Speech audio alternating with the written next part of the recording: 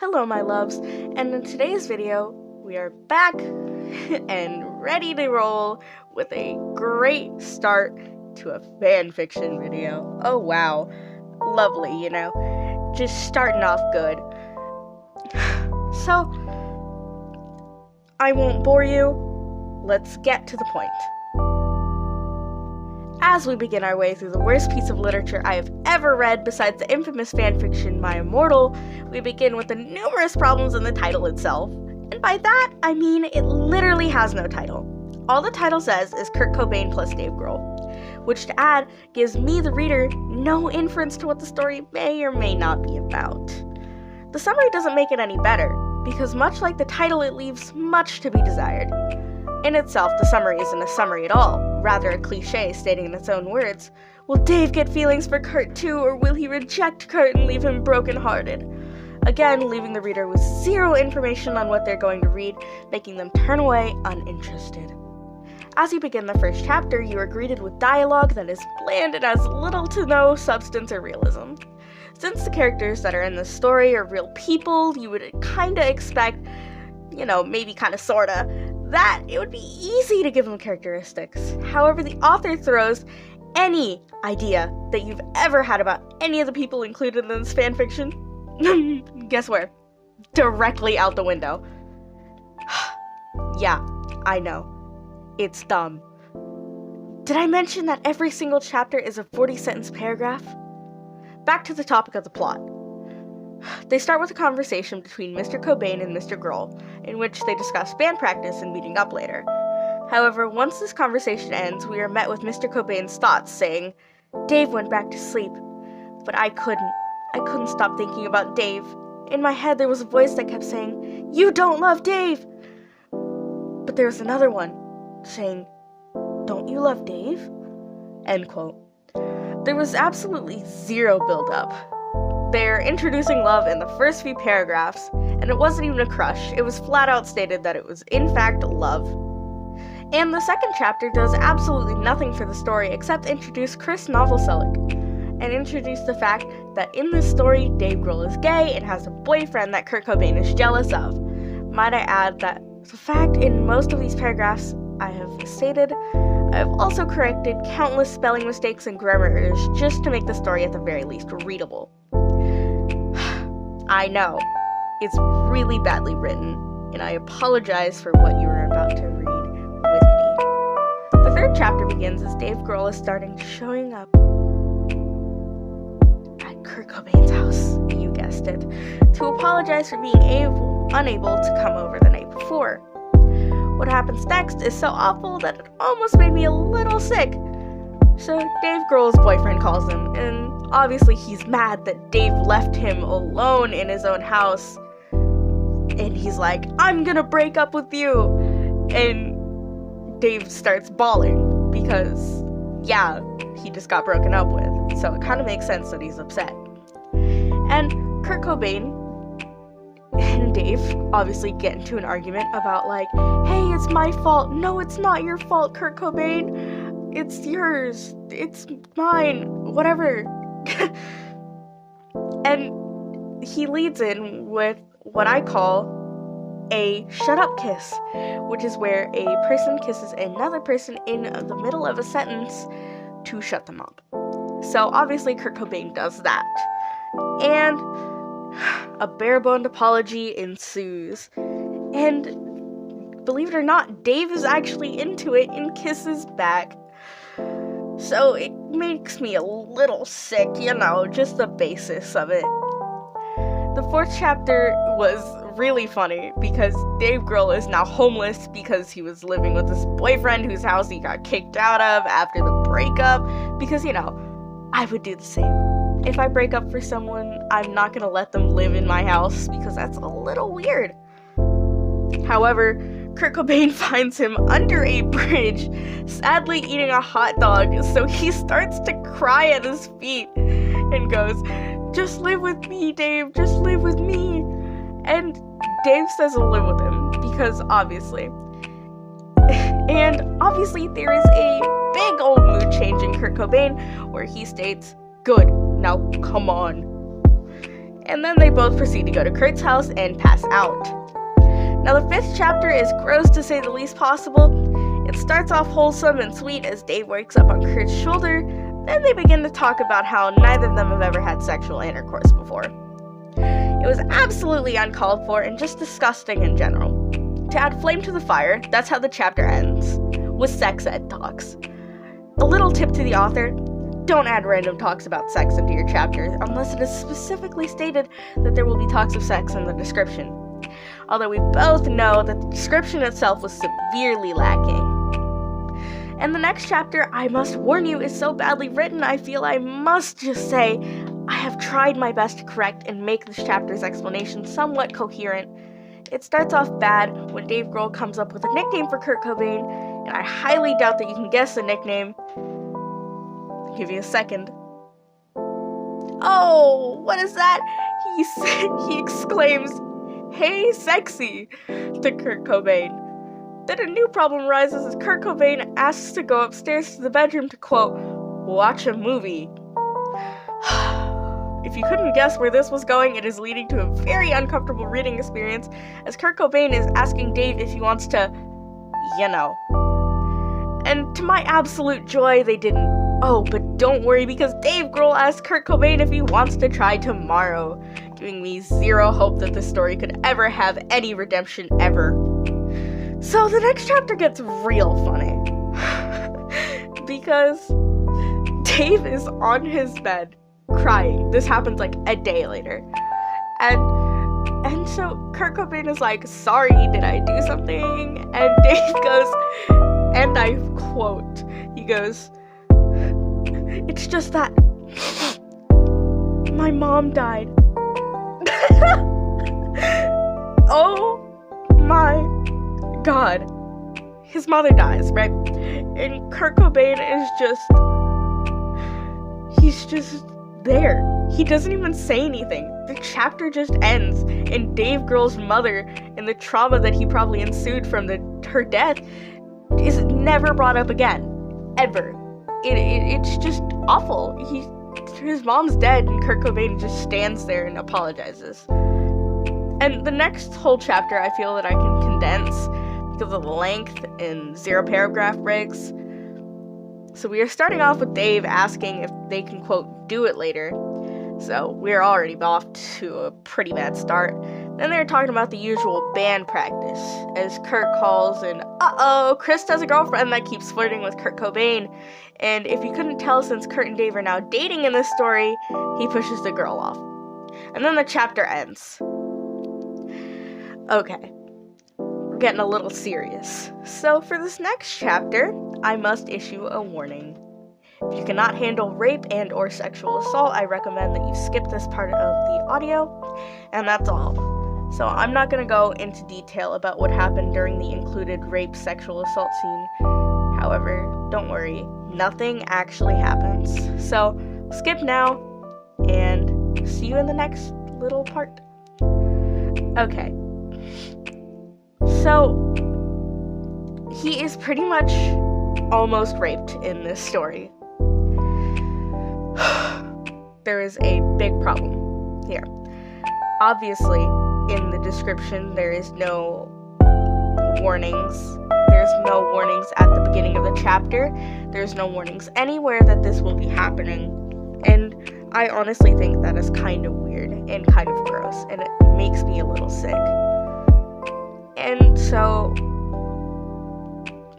Kurt Cobain is on this bed, and this girl is on top of him, and this guy is like trying to get his pants off. They introduce some random buff dude who's like evidently really mean and scary, and is like, "Oh, I'm gonna like rape you and stuff." And I'm like, whoa, what happened here?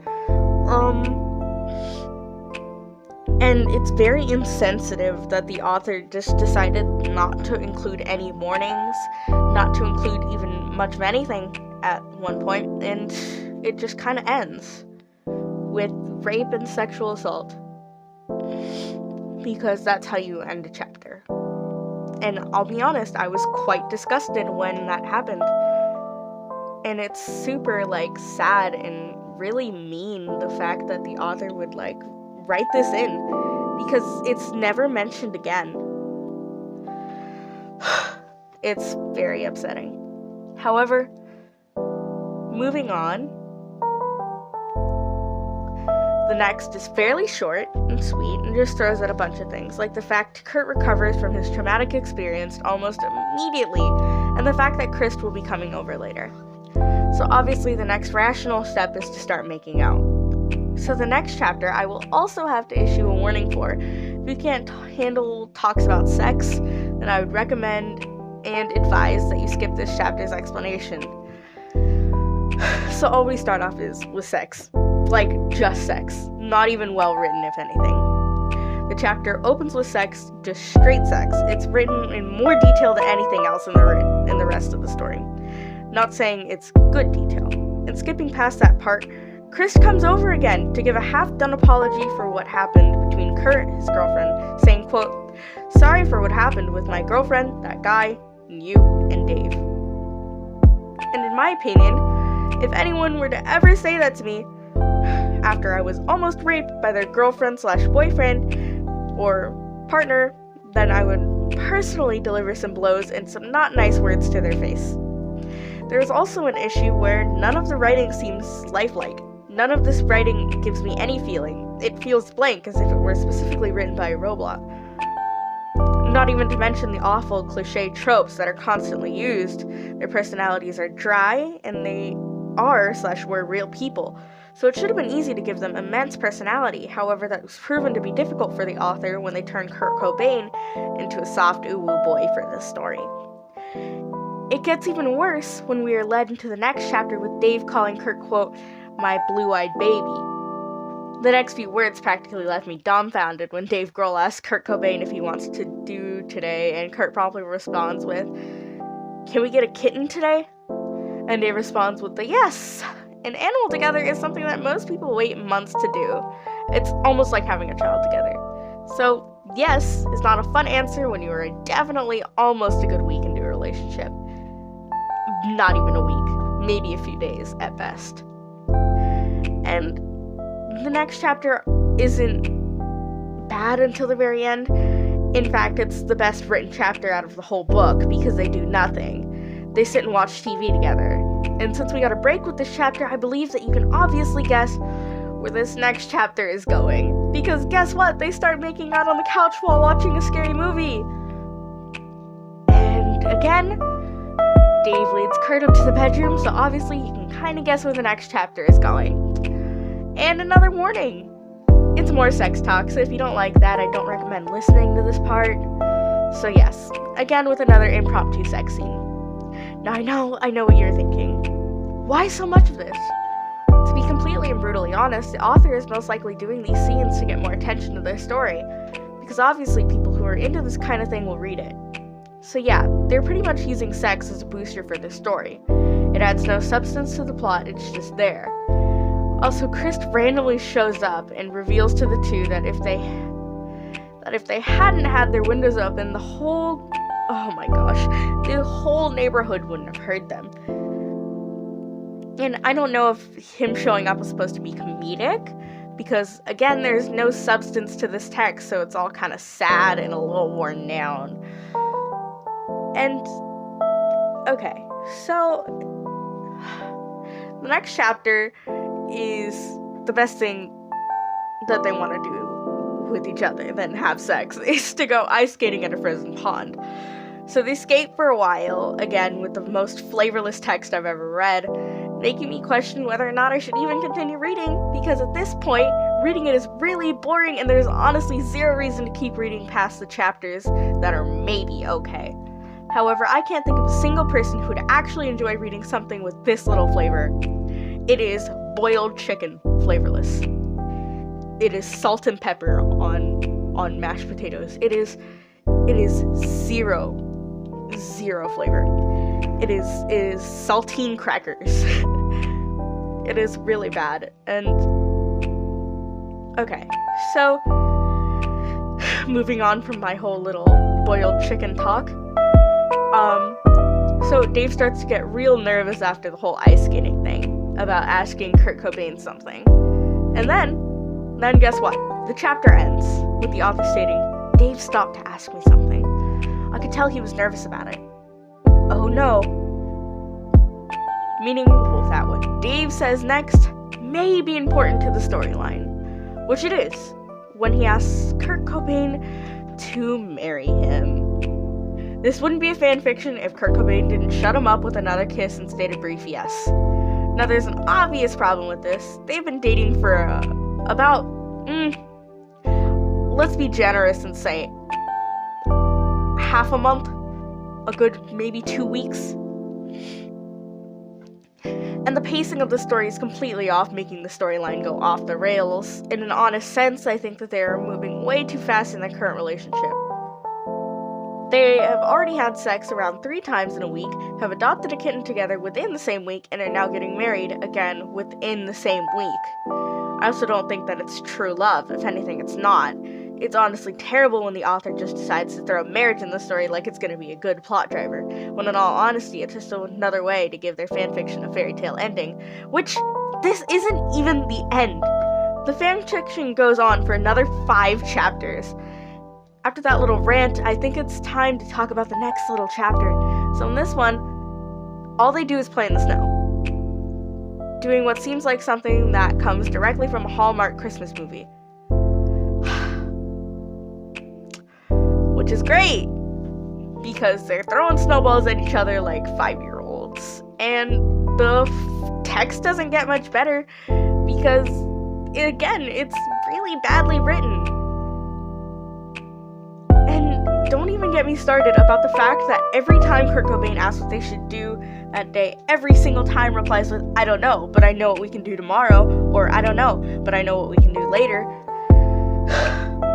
But anyways, after playing in the snow, there was more bland, emotionless text, and then they go home to play with the kitten that they randomly decided to adopt.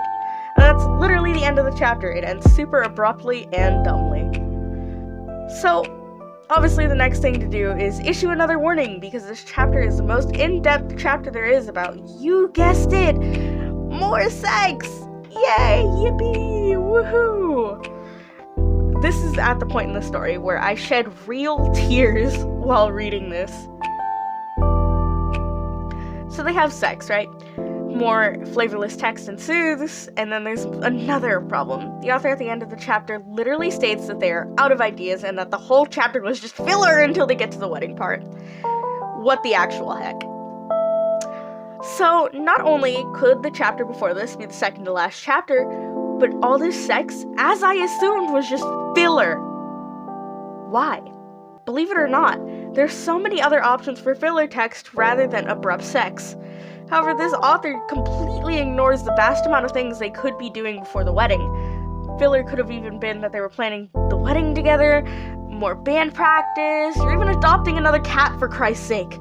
And not to be offensive, but this is the 90s, and gay marriage wasn't even legal yet.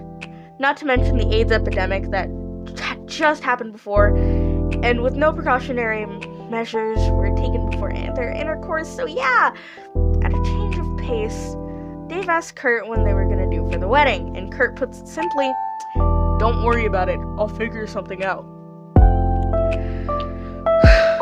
Why? Planning a wedding is something you're supposed to do together, right? You're supposed to get your dream wedding, and since they're rich, I think it's obvious that they could have their dream wedding. And, okay. So, next thing to do is issue another warning, because this chapter is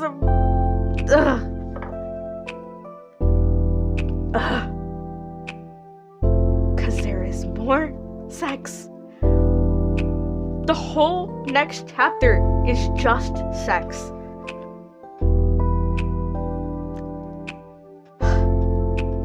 However, after the sex, there is a time skip to a few weeks later. It's the day before their wedding, and it is stated that they will not wear nice suits because they, quote, clash with Kurt's style. And that they would have a small wedding with only Chris, and that they would all probably get drunk and high at the wedding.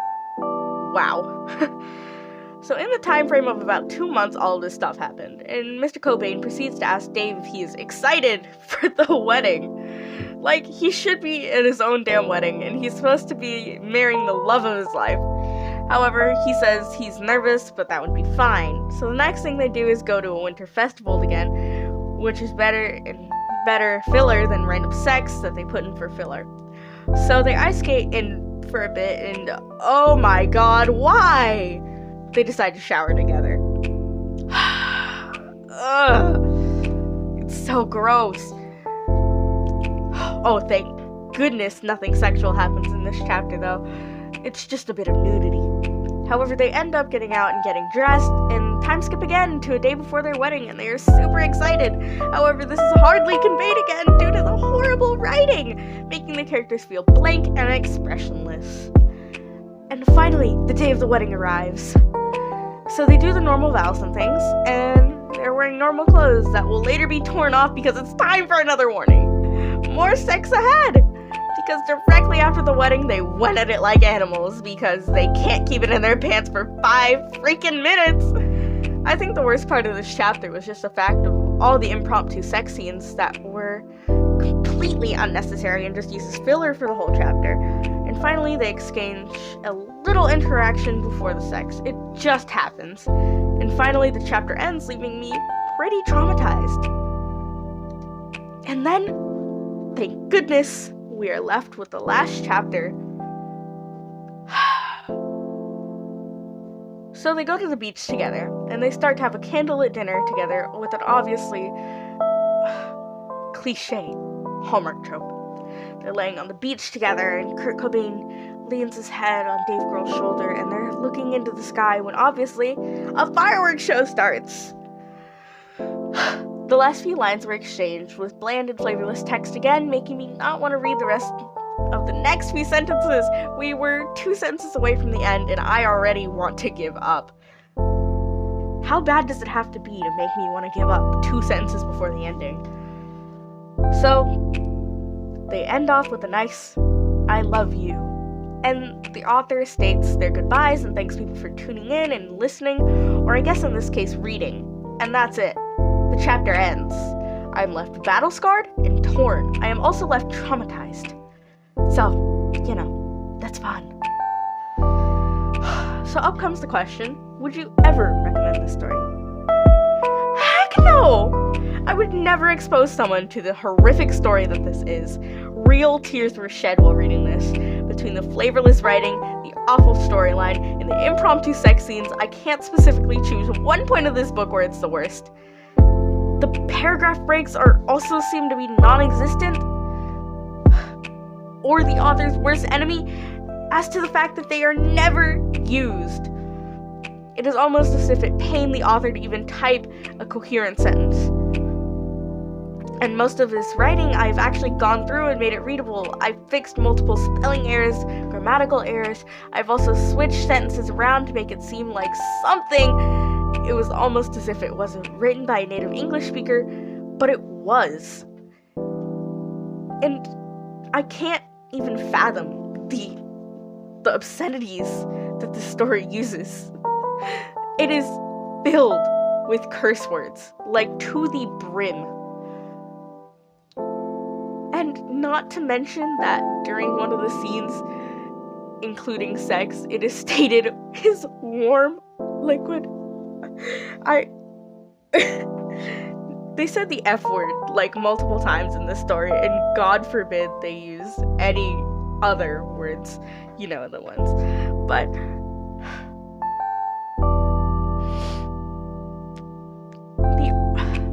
it's just so bad. It's so bad.